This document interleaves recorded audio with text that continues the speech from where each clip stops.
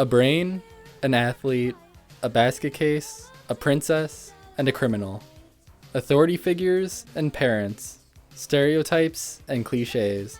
It's been 30 years since its debut, and you still knew immediately what film I was referring to. Breakfast Club.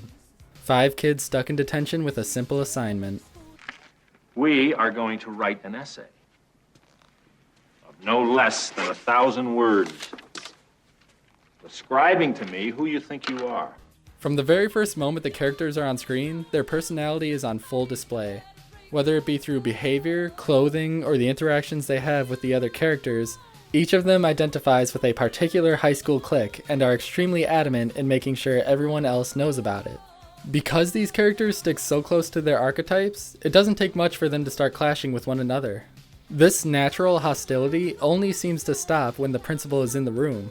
In fact, the principal is unwittingly the driving force behind the students' newfound camaraderie. While the students originally ignore his assignment, his authoritarian attitude is actually the major cause for the students eventually coming to terms with who they are. His demeaning taunts end up bringing out a lot of the students' insecurities. I expected a little more from a varsity letterman.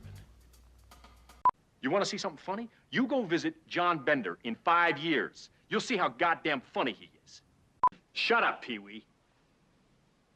This leads to the group realizing their similarities and becoming more comfortable with each other. Thanks to this, the students can slowly let down their guard and begin bonding in the usual teenage way, talking about sex and doing drugs. All of these antics, mainly spearheaded by Bender, begin revealing a lot more of the characters than their phony stereotypical behavior ever could. Once they've reached this point, the real underlining problems start to become more apparent.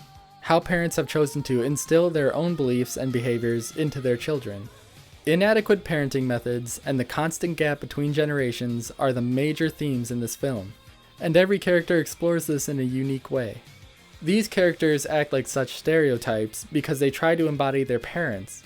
This leads to a severe identity crisis and ultimately demolishes a person's individuality.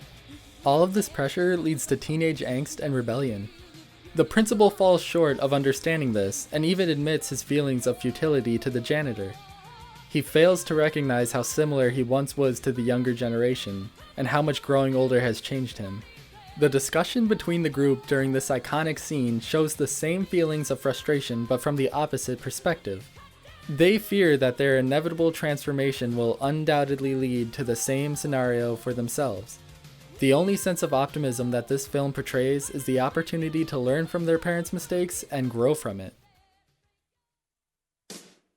It's been 30 years since Breakfast Club debuted, and the generation of teenagers that originally saw the movie have grown into adults themselves. What I love about the cheesy 80s style is that it gets to act as a mark of that specific generation. The struggles the characters go through are timeless, but the style is something personal to that generation. They get to hand this movie down as a way of providing their own wisdom, and in turn, the next generation gets to inherit and improve on it in new ways, getting a little better each time.